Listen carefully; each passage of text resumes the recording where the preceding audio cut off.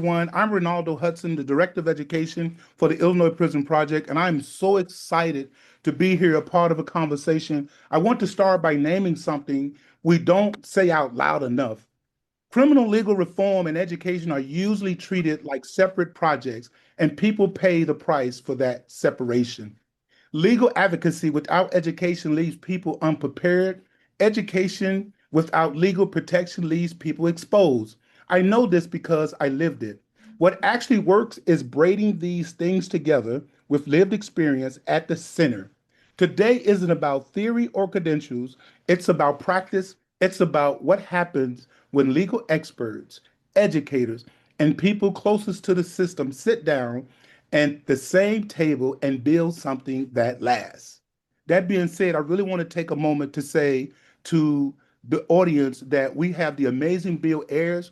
Bill, I would start with you. I would love for you to introduce yourself. You have 2 minutes, and then we'll bounce to Ali or to Marshawn as a quick introduction before we just dive into this amazing, important conversation. Well, it's great to see you, Ronaldo. It's great to see you, Marshawn and Ali. Great to see you all. My name is Bill Ayers. I am a retired professor from the University of Illinois at Chicago.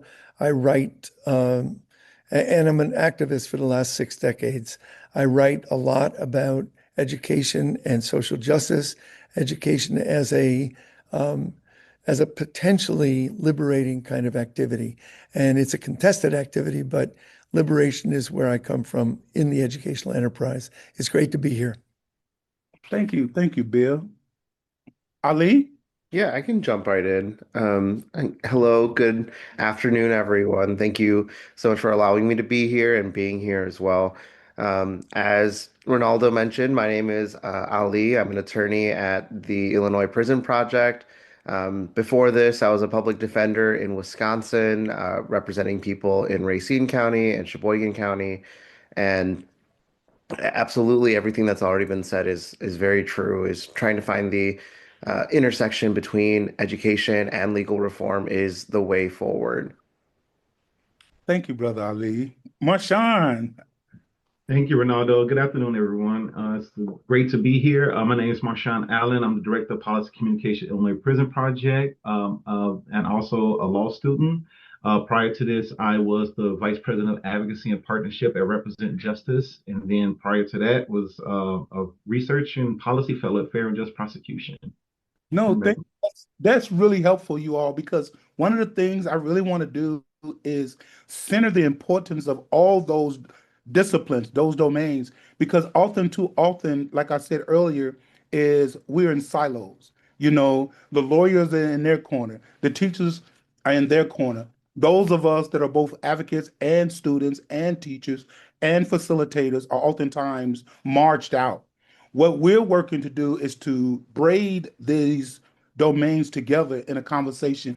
What does ethical partnership looks like between institutions and system impacted leaders? Marshawn, I really want to start that question with you because when we think of institutions, we're oftentimes, I'm saying and thinking about universities, I'm thinking about our judicial systems that tend to frame people one dimensional. How would you tell us and help us understand how those things are marched together? As far as education, legal, and advocacy. Yes, Well, I sir. think they're definitely all intertwined, and I don't think you can have one without the other. So as the policy director, as I'm advocating for policies, one of the things I'm trying to do is educate the public about the laws that the laws that we're trying to change or implement. Also educating legislators and other stakeholders about it. So it's a partnership between the advocacy. You need to be able to educate first myself to understand what the issue is, but also as I'm going out and speaking to legislators, I'm speaking to the community, I'm speaking to other stakeholders, I have to educate them about the issue and what this change in law would bring about and why it is needed.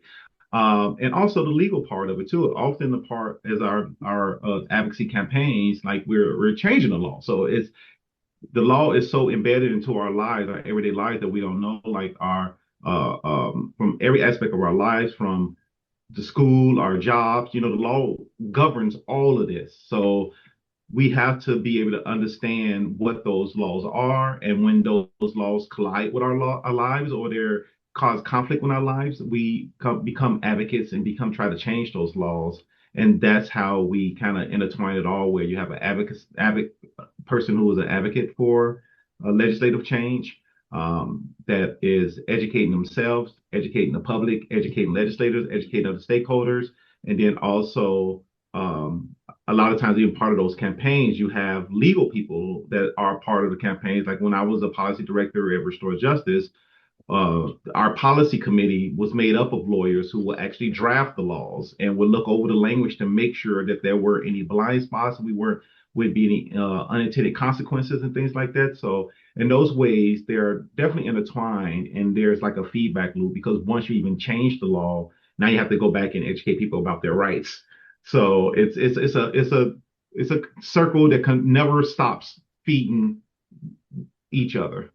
No, I really appreciate that, Marshawn, because it was really almost a mic drop in my brain because I'm like, wow, that's why we have to have the toolkits after the experts do the work so that we can transfer the information to the people on the ground doing the actual, work on the ground.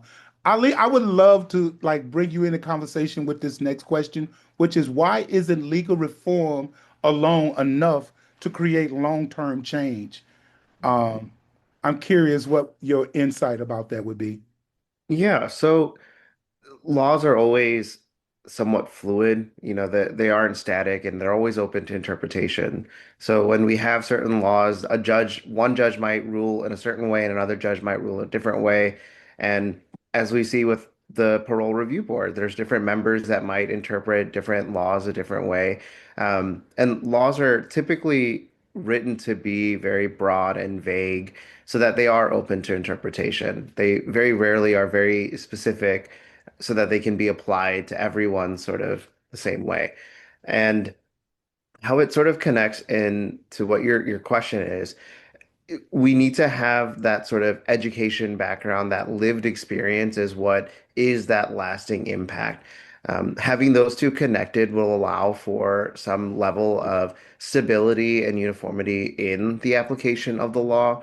We want some sort of equality across the board. We want people to have some sort of fairness when it comes to the law, and having that lived experience sort of be the framework, it allows for that to happen. No, I really appreciate that. Like, I have to tell y'all, like, one of the reasons I'm not in law school is I personally think the law is so fickle. And so the fickletree, I don't even know if that's a word. If it wasn't yesterday, it is one now, right? And to me, the fickletree of the law is so, like, to your point, it's oftentimes arbitrary and capricious, right? And like you said, like, who decide how they're going to interpret it today? At the same time, right? From a lived experience person, I did not have the skill nor the knowledge to frame my story in a legal presentation. And that's why, like, being friends and being in partnership with lawyers are crucially important. So thank you for opening up that doorway. Bill, I want to bring you into the conversation. Like, just a side note, Bill not only a retired professor, he's a professor right now at College Unbound, of which I'm about to graduate. So I'm That's right. not only is he an advocate partner, he's also my professor. But Bill, here's the question, right? How does education directly impact a person's ability to advocate for themselves, Bill? Because one of the things, I'll say this really quickly, what I learned from being in class with you is you'll tell me all the time, stop winding up and just pitch the ball, right? Like put people into the experience so that they can actually understand what we're trying to educate them about. So why is it important for you to be not just a professor, but a professor to incarcerated and formerly incarcerated peers? Well, I want to go back and problematize the word education. Ali said, laws are open to interpretation. That's right. And it's also true the word education does not mean the same thing to everyone. If I had a room of 300 people and I said education is good, everyone would nod and everyone would mean something different. Education is contested, and we have to break one very common idea, which is education is all about transfer of information, or education takes place in a classroom, in a school. Education is everywhere, and education always serves a certain social system. So you take, for example, fascist Italy, medieval Saudi Arabia, apartheid South Africa. Those educational systems were predictably teaching people how to live in that world. So whatever, and all three of those countries created great artists, great scientists. They also created obedience and conformity to the system as it was. That's education for fitting in. I want to argue that education can also be about liberation. It can be about vision. It doesn't have to be in a classroom. And we have to note in our society, it's not simply that education is good, it's that we live in a system in which we have caste-based education. So some people go to schools which are palaces of learning. Other people go to schools that look like prisons and are almost like a pipeline to prison. So I want to argue that education at its best is about multiple modes of expression and experience in which you work hard to develop more agency, more power, so that you can do more in the world. And this is interesting to me. Agency is something we all have, but from the point of view of an educator who believes in liberation, that agency has to be protected, promoted, and encouraged. So while the powers that be attribute to themselves agency, culture, history, they often write the rest of us off by our statistical profiles. I want to argue the kind of education we need for self-advocacy foregrounds humanity as the ultimate goal, humanism as the ultimate goal of education, and developing more agency so we can do more and be more. So I really want to push you right now, Bill, because I really think that was a lot. And I want you to bring it in for me. Like, what is a personal, like, have you had a student that you've seen the importance of sharing your lived experience as a, 12 generation teacher, right? Like, how many years you been doing this, Bill? Like, teaching 60 years. years, right?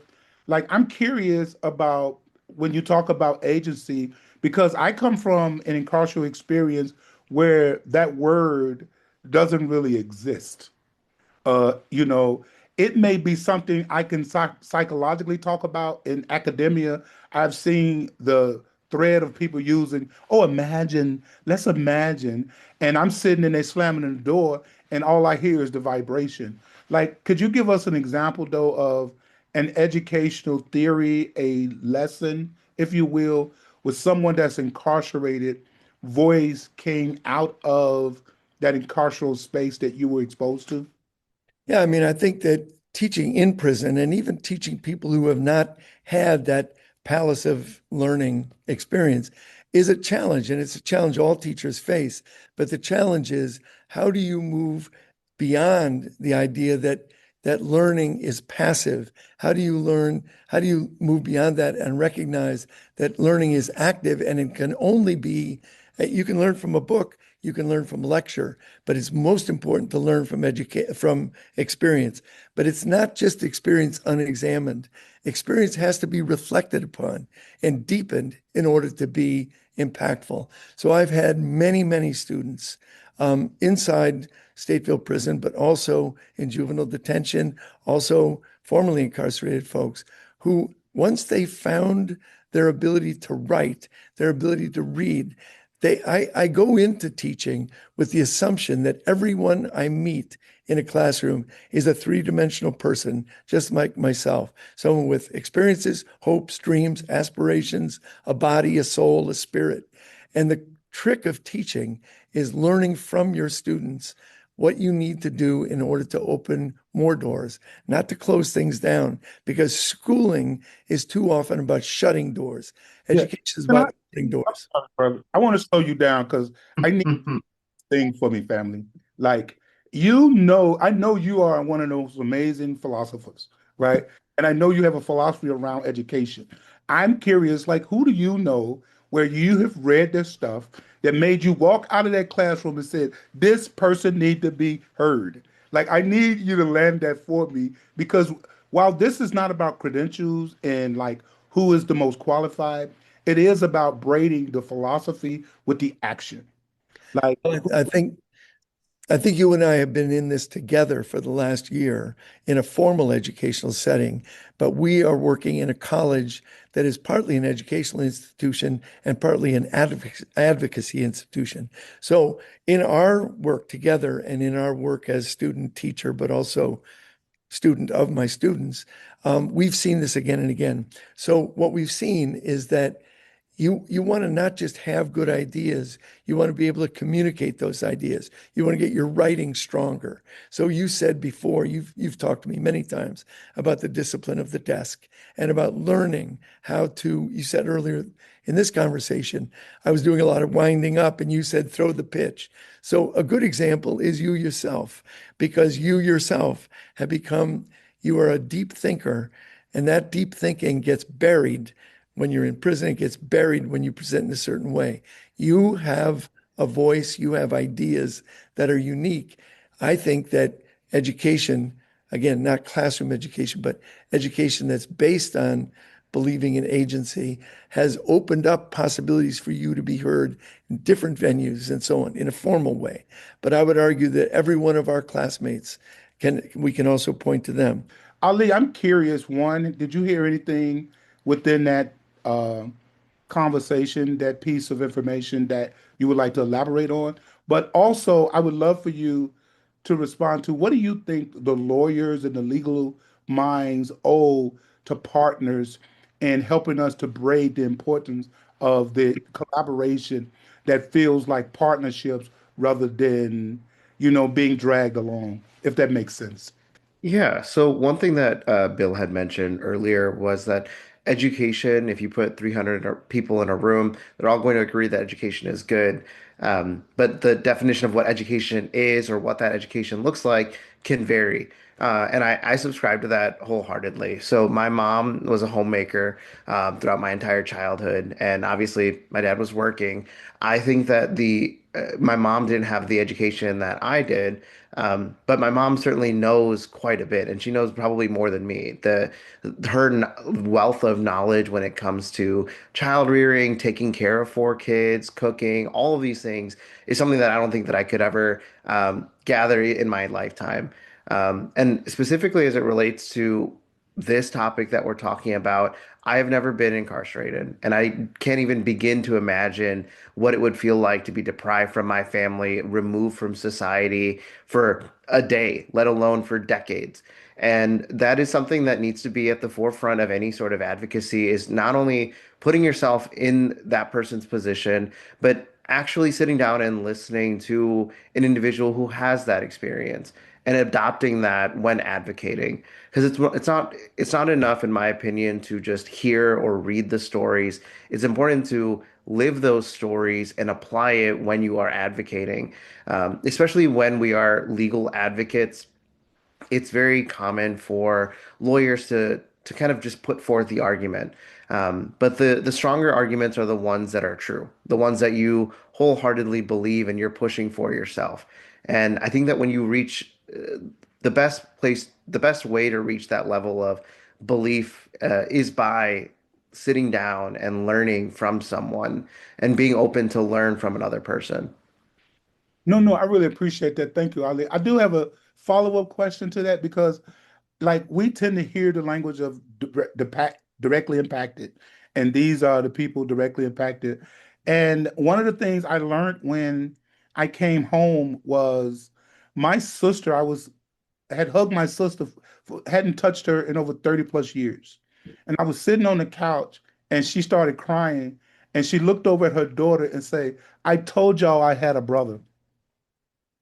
And I thought that that was just like one of the many things that has really stayed with me because I'm like, wow, like I have these beautiful nieces and their mother, right, while providing for them and mothering them and sheltering them and educating them, also was directly impacted by the loss of her brother, you know?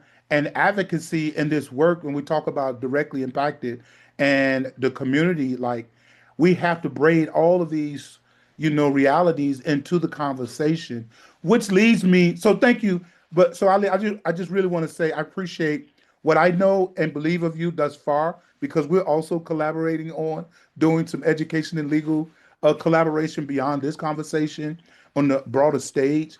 But I do thank you for kind of centering that along with Bill Ayers. And that's what makes me want to bring you back into Marshawn, because not only are you the communication director, right, you are the director of policy. And I do want to just say this really fast is when I first came home and started working for the Illinois Prison Project, I was I stepped into the role as director of policy and learned really, really fast that that ain't no joke. Like there's so much to navigate, there's so much to know, there's so many relationships to manage and to like navigate in a way that you don't surrender your integrity or your dignity, but you have to be really sensitive to those relationships. And what do you think allies owe to this work in order for it to be really committed and centered on the people with the lived experience, but also the people with the experience to know how to frame the lived experience. So, as a policy director, how do you navigate that and how do you talk to community partners about that? Yeah, so I think that one of the things as far as um, um, the framing of it, or even navigating it, I should say. When I first let me step back a little bit and talk about like when I first came home. I had no experience in this at all. My all of my advocacy experience, at least, it wasn't legislative. It was all like inside prison, filing grievances, lawsuits, post conviction petitions. So when I came home, it was a total different world, and I had to be educated myself on this process. And I had some myths in my mind about what this process was when I was incarcerated from reading and stuff like that. But when I stepped into it, it was something totally different. The things that they don't talk about, the things that they can't tell you in the book, is about the little nuances of different politicians that you're speaking with. There are little nuances and things they believe or don't believe and what they want, and all of that stuff that they don't tell you about. So when I first came home, I was working for Restore Justice, project manager. And me and one of my colleagues, Judy Anderson, we went across Illinois, like 4,000 miles, talking to Central Southern Illinois, talking to Republican legislators about youth parole bill. And it was totally different sitting across the table from them and talking to them, because it was difficult because I'm sharing my story. Like, first, they didn't know I was directly impacted when I got there. I dressed in a suit purposely, to kind of disarm them so they won't think that but then I would tell my story and let them know, like, yeah, I'm a person convicted of murder. I served 25 years in prison, and literally you can see their jaw drops when I tell them this. But the thing that's like what really mattered to me about what I took from that experience, like when I'm sitting there and able to be in the office and across the table from them, I was an equal for one. Even though I did have this lived experience, but I felt that like I was able to provide input to the legislators that they had never, like, I don't think any of them had really sat across with someone like me before, especially at that time. And so being able to share my experience with them, my firsthand experience, not something someone told me, not something I had read in a book, but something I actually lived, and sharing that with them, it actually helped them to better understand the situation. Like me being able to talk about prison and talking about filing a grievance or something, and how, yeah, on paper it says this, but in actuality, this is what actually happens. The rubber stamps or whatever the case may be, all those nuances that are not talked about in the books, and the person who got the story secondhand may not understand. So I think that that was one of the things that really helped out, and helped to give me even credibility in that space. I mean, I had it, but and other people like me that's in this work now. It's a bunch of us now that go to Springfield that's formerly incarcerated and involved in this work. And it gives us a lot going in there and telling our stories. It gives us a lot. Legislators want to hear from us. They actually thank us for doing this because they are hearing something they haven't heard before, that's genuine and coming straight from the person who actually lived it. But as far as talking to communities, I think that because of that experience, I think a lot of organizations and people who are doing this work who don't have direct experience are realizing the power and the impact that people who have this lived experience is having on this process, period, the whole reform process. And I think that they're I would say that they were, now realize that they need to put us at the forefront. They need to put us and let us lead, not just at the table where we're advising and guiding, but we're actually leading these type of initiatives ourselves. We're creating a game plan. We're deciding what issues we need to face and how those issues should be drafted. One of the things I really love about the Illinois Prison Project, Marshawn, is that me and you are actually directors. And so we're not just sitting in the room being told, run and do this, run and say that, right? While we also like have to respect the domains of different roles, right? And like who is an actual expert. Like I know I'm an expert in certain areas, but I also have learned what I don't know, right? One of the humbling things is trying to share with experts or people who have already been considered the expert, right? That you're not surrendering power by helping to empower us. You're actually increasing your ability to be an expert because we give and bring a credibility that the schools don't give. While the schools are able to say our name and our resources allow us to say our accreditation is now we validate you, right? I'm big on demystifying that stuff. I'm big on demystifying the formerly incarcerated, and I'm big on demystifying the legal heads, right? I love the fact that my lawyer, Jennifer Sobel, who is also the director of the Illinois Prison Project, told my story after getting my story from me.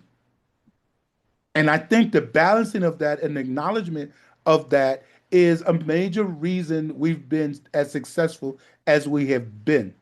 And I hope that we can do a better job of modeling that out in these conversations so that people understand it's the collaboration with these branches, education, legal, and lived experience. And none of us should hoard over each other. Bill, I know you look like you really want to say something. Please hone in.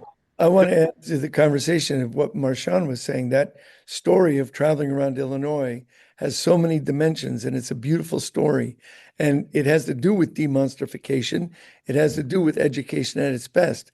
Because notice, Marshawn sat down at a table with these Republican legislators all over the state. He didn't bring them a body of information or facts. He brought them himself, his own humanity, his own personhood. And I can picture one of these Republicans going home and saying to their family, I had the most amazing experience.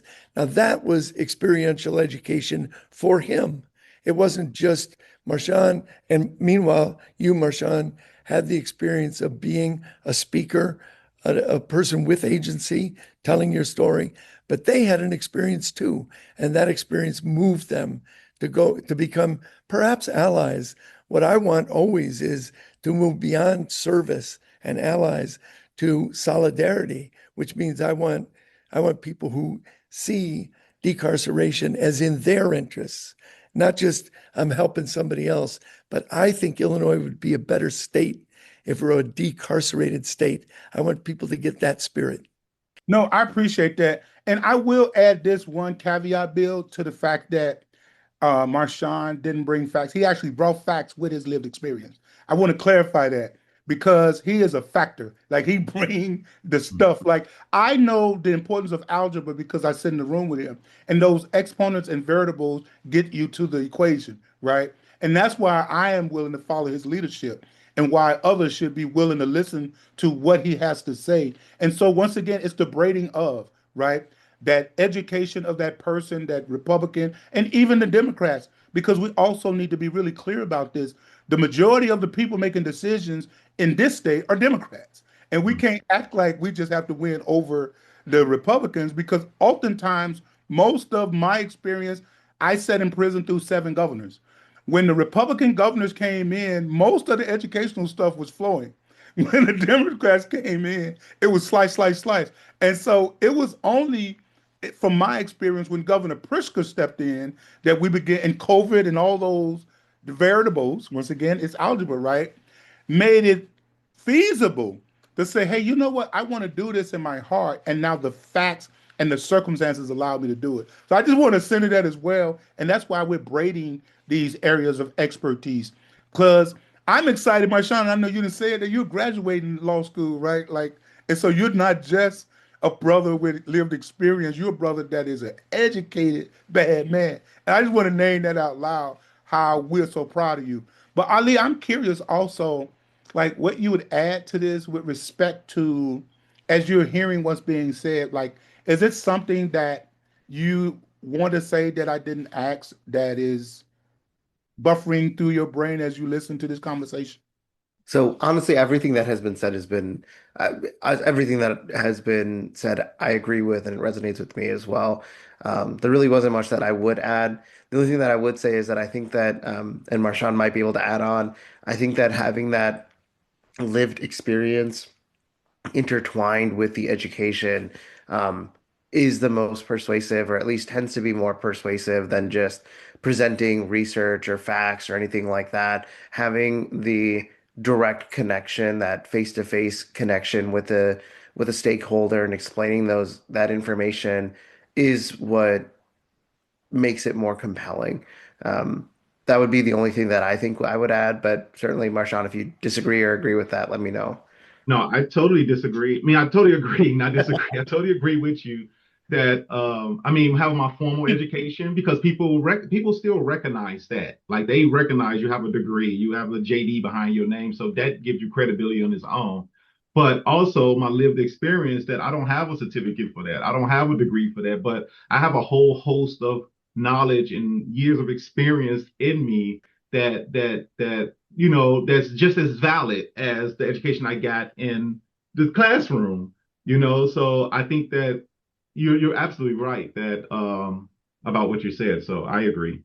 Yeah. Hey, Bill, and I want to push you in this because you're just my main man when it comes to this. I love now the fact that the lived experience is actually being accredited. And so, like, this is opportunity, like College Unbound, not only have me as the number one student, thank you very much, but we also have former ambassadors as well as our community navigator in college being our lived experiences being acknowledged. And that is so important for universities to see that y'all better quit playing because College Unbound is in partnership with the Illinois Prison Project, working to give people credit for our lived experience so that it's now a part of our academic resume that my lived experience has been accredited. And so, Bill, if you want to comment to that or not. No, I mean, I think that what's important in that regard is two things. One is that students, non-traditional students, meaning students who had this experience of a caste-based educational system that didn't give them every break that the more privileged kids had, they have an opportunity to go and get a college degree. And not only is that important for them, it's important for the community. And the important thing to add, Ronaldo, is the lived experience matters, but lived experience can just be a set of happenings unless you're willing to reflect on it, understand it, and deploy it for more learning, for more education, for the bigger community. And that's what I think College Unbound does so beautifully. A lot of colleges, they want to see you check a box. You have to take this class, this class. College Unbound has a whole unit that says, let me talk about what you've done, what you've accomplished. So if someone like yourself or like a couple of your classmates, you've written a book, but it doesn't count if you go to the University of Chicago. But at College Unbound, it will count because that's an experience we need to honor and we need to lift up. But you need to reflect on it. You don't just need to have the experience. You need to know what it means and to watch you and others in a disciplined way get to the bottom of what the experience taught you and what it gave you in terms of strength and power is a phenomenal thing. Yeah, no, I appreciate that. And one of the reasons we're able to produce toolkits, which I'll about more at the end of this presentation, but it is so important that we get better at learning how to articulate our experiences because we can't minimize that. And one of the things I really appreciate is that it's not a matter of lowering the bar or the standard, because I think somehow that has been placed that if you were incarcerated, we need to make things so much easier for you. And that's not what's being asked. What's being asked is that don't forget that I have these years of experience and I may not have been accredited and the system is not designed for that, right? but we can do that. We can lead that. So I do think our allies owe it to us to say, hey, I want you in the room, not because I want to be the savior of you poor people who've been mistreated, but because you're valuable, that your story matter. The education department of the Illinois Prison Project is responsible for narrative shifting, narrative changing, right? Disrupting the dangerous one-sided narrative that would talk about aggravating factors to the lawyers, right, versus the mitigating factors. So Ali, I'm really curious to, and this is an extra question I want to ask you, and specifically Mashawn, how do you balance knowing as a lawyer the aggravating factors of circumstances in individual cases with the mitigation that oftentimes go unanswered? How do you think about that when you're approaching cases, or with you, Marshawn, when you're approaching legislators about legislative change? I think that's what we call like negative facts. And they teach you in school, like you kind of you be transparent with them, but you bury them. Like you don't lead with them. And I think I do the same thing when I talk to legislators. Like I talk to them, I tell them the positive stuff first. But sometimes they ask you questions that you have to tell them those negative facts too, but you do it in a way that doesn't bring attention to it, I guess you can say. As you call it, like just bury it in there. Like if you're writing a brief, you don't lead with that in your argument. You put it somewhere in the middle, but you just have to be transparent. You have to be honest, because one of the things you have to do when, especially in my work and even as being a lawyer, that your credibility matters. Like with your clients, it matters with the courts, it matters even with your colleagues and stuff like that. So you want to make sure that you're being very, very clear and transparent about everything, but there are strategic ways on the way you present those aggravating factors as opposed, and the mitigating factors. You kind of lean on the mitigating ones, those good facts, and then the bad facts you put them, but you do it in a way that it won't be so noticed. All right. Ali, what would you add to that? Just sort of as like a strategic way, when I was a public defender, that was one thing that, came up quite a bit, is you would have a lot of good stuff and you'd have a lot of bad stuff. And the best way that I found to kind of handle those situations is just to sort of sandwich it. You take a little bit of good, sneak in the bad, and then follow up with more good. Um, Honestly, and like, echoing what Marshawn said, is that you do have to be honest. The reality is that we're talking about people, and people are not perfect, and emphasizing that to whoever we're talking about, that people are going to make mistakes, that they are not defined by their negative characteristics, that whatever the um, adverse factors are in anyone's situation, those should be viewed always against all of the positive factors. And most of the time, there are more positives than negatives, and that's what we should emphasize. No, I appreciate that. And one of the things that I've learned, and Jenny has really helped, Jennifer Sobel has really helped me to really flush this out. And I usually like open my presentations with, I'm the person responsible for the act that sent me to prison. However, I'm not the act. And I think it's important because it's a shifting of the power dynamic of aggravating factors versus negatives, right? Or versus mitigation, right? Aggravating factors will never change. Mitigation is a continuance, right? And so Bill always teased me, he say, hey, we got to coin this, but it's the demystifying, right? The more we work at demystifying, right, that a person oftentimes is broken, right, will break stuff, right? But as we begin to rebuild them and have proper representation, be it, and I so appreciate, Ali, that you was a public defender, because one of my best lawyers, right, used to be a public defender. His name was Alan Sincock. And then the second best public defender that I've ever known is Jennifer Sobel. And you now number three, Ali. So I'm just letting you know, like, we'll see where my shine end up, right?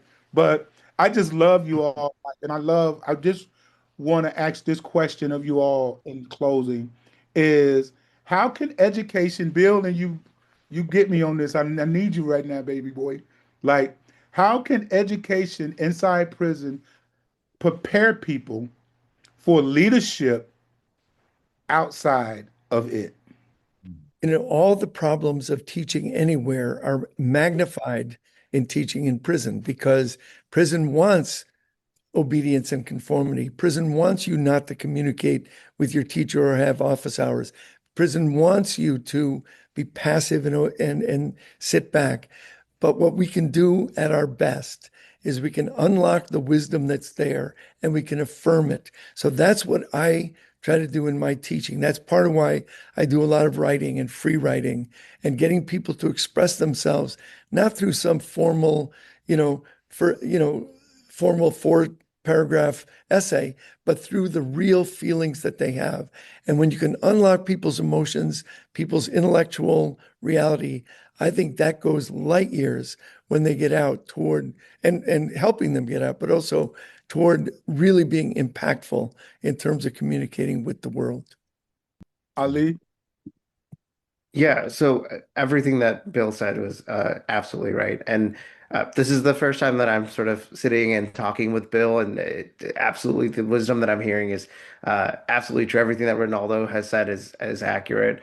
The only thing that I would add is that focusing on the individual, the lived experiences that any person has is valuable, and certainly the individuals that are serving sentences, incarcerated, that level of experience, that lived experience is very, very meaningful.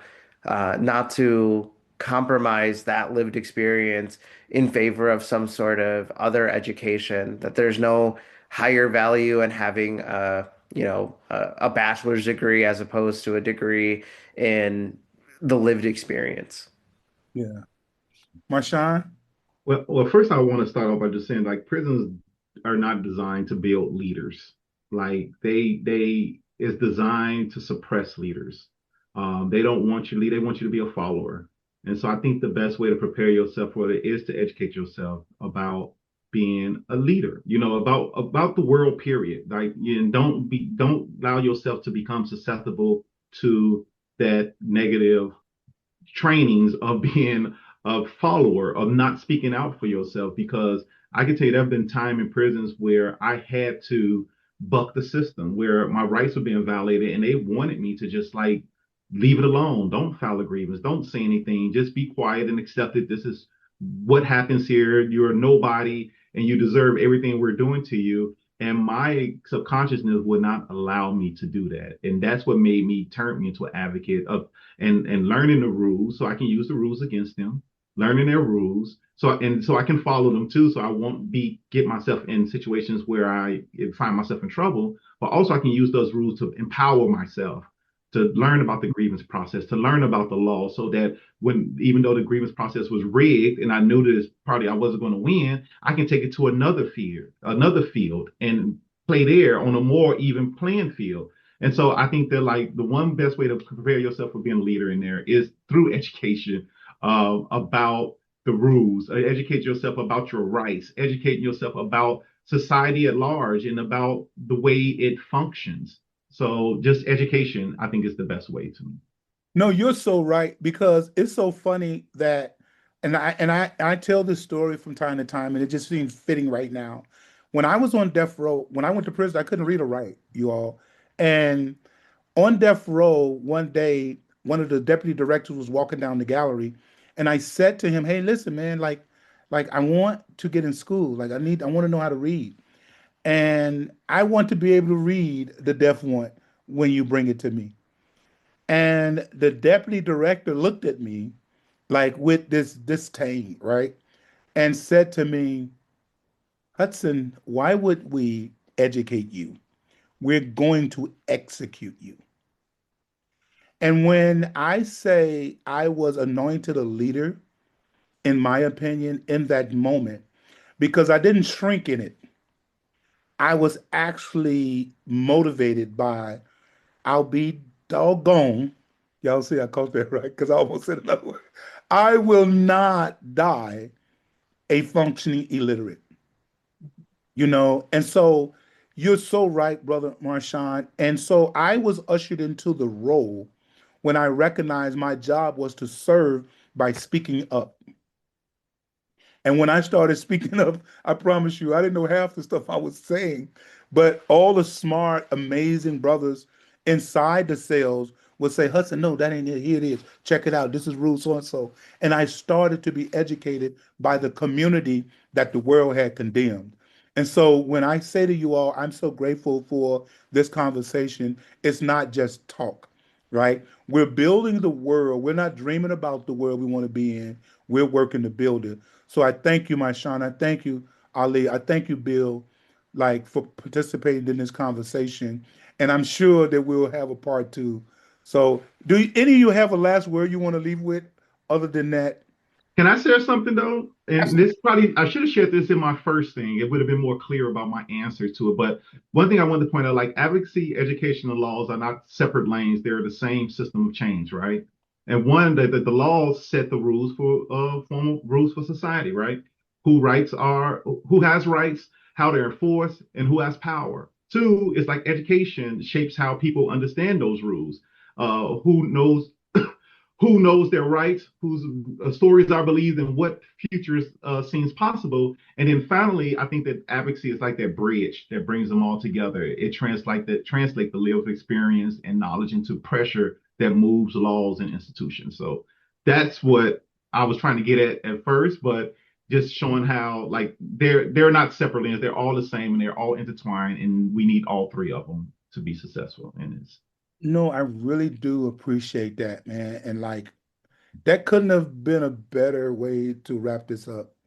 I really appreciate that. Once again, Bill Ayers, like I'll see you probably later tonight, if not tomorrow for sure. And I'll see you guys at the office. So IPP, y'all down with IPP? you know Absolutely. me. Yeah, you know me. All right. Love you guys. Thank you so much. All right, take care. So in closing, I just really want to say thank you for everyone for tuning in, and please share this with 1,000 friends. I think it's so important. I think the conversation is so like relevant to the moment, and I think if we say that we believe in second chances, we have to be honest about the system we're building. Are they actually designed to support people once they come home? That's a real question that we have to ask ourselves and then ask people that we're in community with. And secondly, I think it's so important to reinforce that the Illinois Prison Project legal and education toolkits are designed to be used together, not separately.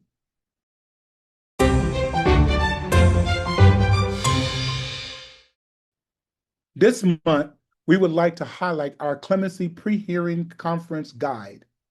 This resource is a great example of the Braid's approach to reform. The bill that created the pre-hearing conference requirement for clemency advocate applications was a part of a larger partnership between the Illinois Prison Project and other criminal legal reform organizations. Together, the coalition was able to leverage the firsthand lived expertise of our formerly incarcerated community members and turn that into real reform that will help improve the process for the next round of applicants and people seeking their fair chance at release, not simply a second chance. Many of the changes made by this new bill increase the ability for incarcerated people to communicate directly with the decision makers to advocate on their own behalf. Our guide helps people prepare for these conferences based on feedback from our lawyers who fight these cases every day. So if you or your loved one is in the process of submitting a clemency, visit the resource page of our website to download a copy today. Thank you for tuning in to the Illinois Prison Project. It's your boy, Renaldo, Director of Education. Love y'all.